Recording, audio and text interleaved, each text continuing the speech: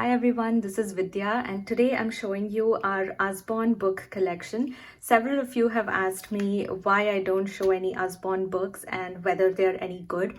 I'll tell you what my opinion is towards the end of the video, but first I thought I'll share with you what books we actually have in our home. I'll talk about these two later because I have a bit of a problem with those. But we'll start with the look inside books. They have a huge range of these books. And we have three of these. We have Space, Body, and Our World. This is the one that Vikrant loved the most. It has beautiful illustrations and lots of flaps to lift and peek into, lots of information for, I would say, for toddlers and up to preschool age, I think. Every book has, I think, 5 or 6 pages, and every page has a different topic. This one was by far Vikrant's favorite out of all of these, although he is really getting into look inside your body. This one I was pretty happy with because I was on the lookout for a book about the human body. I love encyclopedia for various topics, but for this particular one I was looking for something much more simpler, because encyclopedia can be kind of detailed and it can be a little bit too much for a subject like human anatomy. So I wanted to keep it like child friendly and, you know, just give them the basics without getting into too much of the really complex stuff.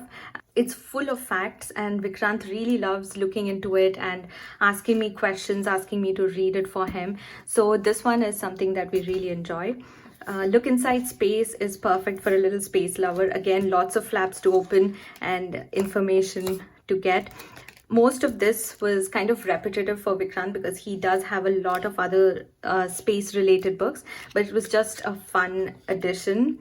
If you have no other books about space, this could be a good introduction. So these three are part of the Look Inside series. I think they also have the Peep Inside series. I think that one is a little bit more geared towards younger toddlers or babies, I think. I'm not sure. And next we have the See Inside. This is more detailed. The sentences are longer and the font is a little bit smaller. There's also much more information on every page. This also Vikrant really enjoys because he has a lot of questions about the weather and how. So it makes it easy for me to explain to him because all the language is very child friendly. We do have a couple of other books about weather, kind of encyclopedia like, which give more technical terms. These are more simplified terminology. They have terms for the different kinds of clouds and some technical terms, but not so much that a child can get confused. Most of it you can just read and it's very simple to understand. Vikrant loves the illustrations. They're a lot of fun to see and just explore on your own as well. So for like quiet time, you can just give your child this book and, you know, ask them to see what they can make of it, and they can have a few minutes of just immersing themselves and lifting the flaps and exploring.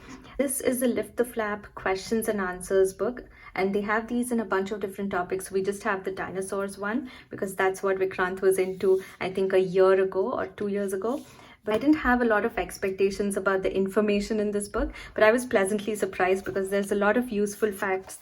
A lot of these are really funny and Vikrant really enjoyed them. Things like, what did dinosaurs do all day, and were dinosaurs smelly? So questions that little children will really find appealing. I think this one is good. I haven't tried the other ones in the series, but we're pretty happy with this. Then we have this folding book, which is basically a collection of printed out templates for, you know, paper planes. So they have one about paper planes as well. We got the paper spaceships. They're fine. The quality is fine. They're just thin papers and they have the template on them. So, and they have instructions for 4 different kinds of spacecrafts that you can make. They're pretty good. Like, the patterns and stuff are funny. Some of these are complex, so he is not able to fold it on his own. I do have to help him. I think when he gets older, he can do some of these on his own. They also have several dry erase books, which we don't need because we have some of the others. But I've heard good reviews of the dry erase books as well from Usborne. The next two are a couple of science books. This one is the Usborne Illustrated Science Encyclopedia. This is pretty in-depth. I just got this because it was on a deal, like the price was very less. So I thought I'll try it. This is full of information. I'm not sure if Vikrant will like it. In fact, he has not been showing any interest except for this one page that he loves. But the other things are, they are covered more in depth in some of our other encyclopedias. So this is, we don't really reach for it all that much. This last one is hundreds, no, not last one, I have two more, but this is 100 science experiments. I really like this one. So it's basically that what it says. There's a bunch of experiments that you can do at home with simple at-home things. What I would have liked is if they had given a list of things you need before each experiment, so that it's easy for me to see if I have those things, and then I can read the rest of it. Most of these are pretty enjoyable. I mean, we have not done most of these. The few that we've done, we really enjoyed. And on every page, there's a little bit of information on what's going on in the experiment. To be frank, a book like this is not necessary because you find all of this online. You get a lot of free resources for science experiments for preschoolers or elementary schoolers even. So you don't technically need this, and I wouldn't have bought it if it wasn't on, if I didn't find it at such a great price. And I think it's nice for me to flip through and get some ideas that I wouldn't have normally gotten without going online. These are the last two I want to talk about. This is the Incredible Illustrated Stories and Illustrated Stories for Girls. I think this was published under the name Illustrated Stories for Boys. So obviously I got the one for girls as well because they're just stories. But I have been massively disappointed in these books, and I was really looking forward to get them because I've seen such amazing reviews. Let me just show you some of these. The illustrations I have no problem with, they are beautiful. But the stories themselves, I thought they are, classic fairy tales, but I thought they would be told in a way that is more relatable for the children now. But there's some gruesome pictures, and I wouldn't even want to read it to a child who is 10 years old. I don't know, maybe at that age they're very mature and they can read it for the sake of the literature, but I found some of these very violent. I found a page, I should have marked it, but it said what monsters like to eat, and it said little children, and I don't want my son to get those nightmares, right? So this book is something I have just put away. It was a complete waste of money, and I can't even return it because I got it used.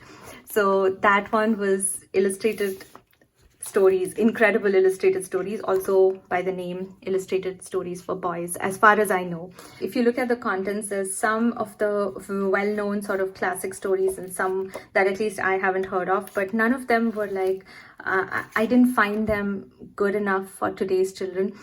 There are a lot more stories that are available today for our children to read, and I don't mean like they have to impart a sort of moral wisdom, but they can be engaging and interesting and kind of adventurous without being regressive, I guess.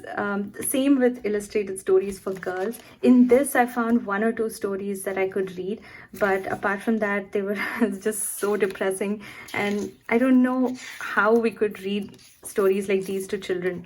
I know they're all classics and they're well loved, but I think they could be read by older children who can kind of appreciate the literature for what it is, as opposed to really young children who absorb all these emotions and all these morals sort of.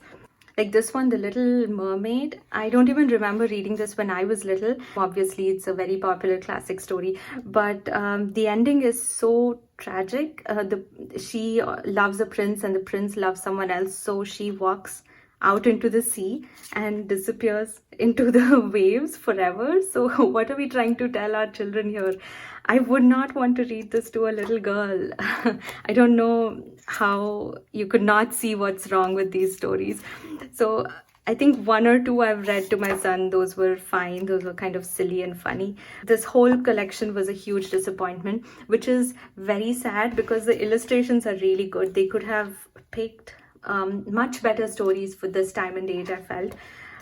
But of course, I don't know, I might be in the minority. Let me know what you guys think.